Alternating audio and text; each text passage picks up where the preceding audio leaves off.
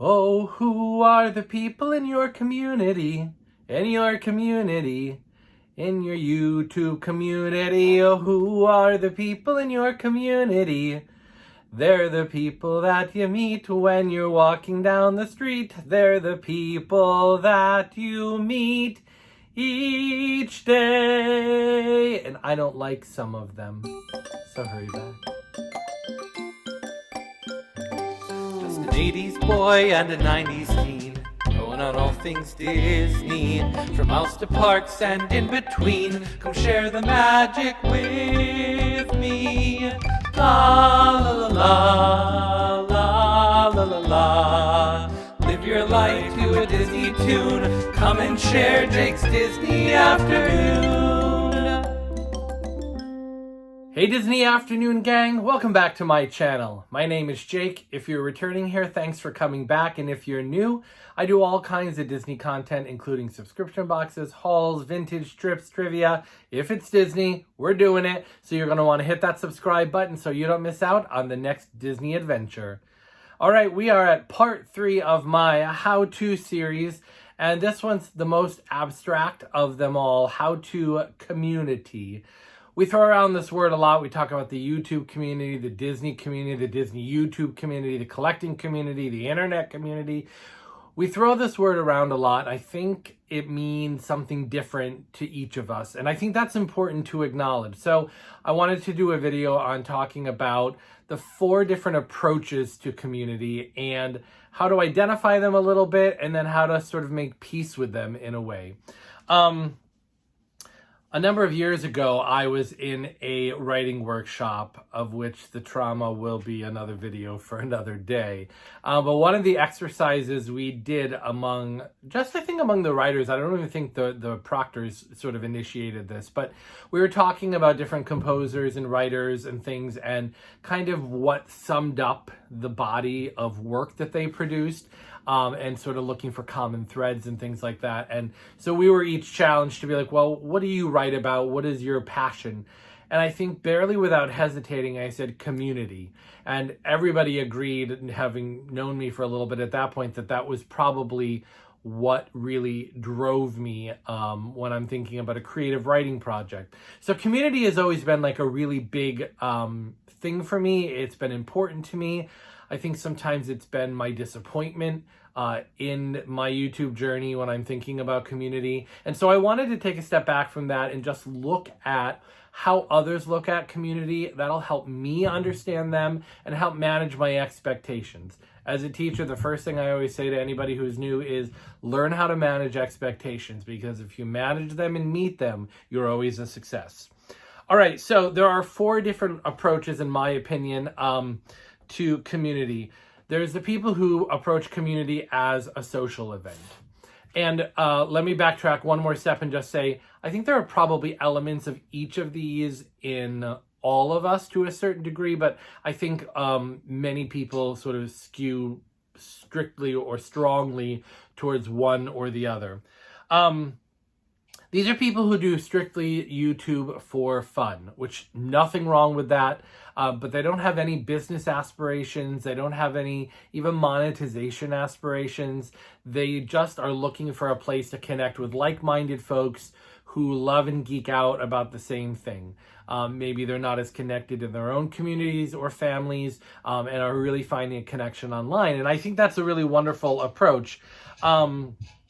A lot of them are just here to make friends and connections. They don't want to necessarily be included in the drama or really kind of have anything to do with the larger issues that are going on in the community. They don't want to put any energy into fighting for the community. They just want to get something out of the community without giving much back. Not to say that they aren't doing work on their own channels, but they don't want to take up the burden of being responsible for the larger community.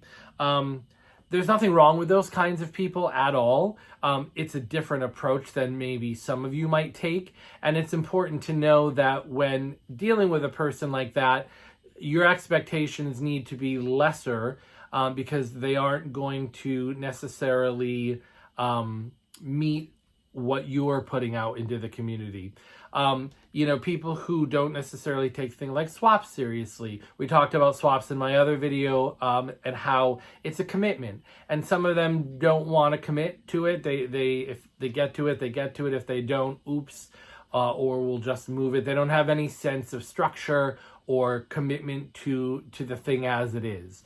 And again, that's okay, but that's important to realize if you're trying to manage a swap that is going to stick to commitments, or if you want to do collabs that involve people who are really going to give their all to it and not just show up for the social fun. Community as a business is the second approach. These are people who are here strictly to sell things to a community. They have a commodity, they find a community that values that commodity, and they, present themselves in a marketable way. People like sub box companies, park pickups, Etsy sellers, specialty sellers, travel agents, anybody who's offering a paid for service is approaching the community as a business. Again, there's nothing wrong with that. We all, have to survive. We all are making money. We all are running businesses in some fashion or another. Of course, there's a lot of nice people in those, but their approach is strictly, they want to get you product, and some of them really genuinely want to go above and beyond, and some just want to get to the product, and that's fine. An exchange of money happens and we go our way. I think about it like Amazon. Amazon is a business. I order from Amazon way too often, and I think I have zero relationship with Amazon. And you know what? That's okay. I go to them for service. They give me what I want. They offering, delivery deals and all kinds of things like that. And I let it go at that. I don't have any real relationship with them. So I approach Amazon and Amazon approaches me in the same way. And therefore, we don't really have a lot of conflicts unless there's a problem. And then I deal with it strictly, again, on a business level. But I don't have any concerns that Amazon is hurting me because we're best friends. We're not. And so it's important to know the people who are approaching it as a business. It's okay to keep your distance. It's okay to keep it really business and professional. It's just a different relationship you have with those people. Some of them may become friends, or you may find personal shoppers that really, care deeply. Awesome. But as a general rule, we're each approaching it as a transactional agreement. Also under community as a business, I would include like large channels that have a very big following. They are not necessarily approaching you as a business, but they're getting monetization out of it, and they're kind of monitoring their own brand. These are the channels that are not going to step down when a sub-box company, is abusing the community. If I ever get to a place where my channel has that far of reach, I hope I use it for, better purposes than just hawking, my brand. I would really like to stand for something, but a lot of them don't want to for fear of wrecking their built-up brand. And that's disappointing, but also if you understand that that's their approach to their channel, then you won't expect it, anything in return. All right, third category, community as an opportunity. This is kind of the seedy underbelly a little bit of communities in general. These are people who want to take advantage of a community. They are people who look for ways to profit, maybe above and beyond what they should, from a community.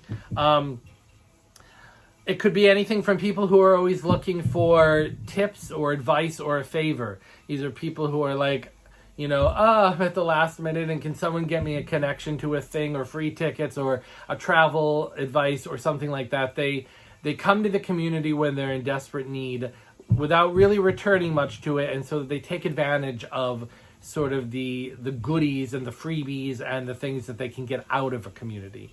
It could be sub-box companies that take advantage of people's money.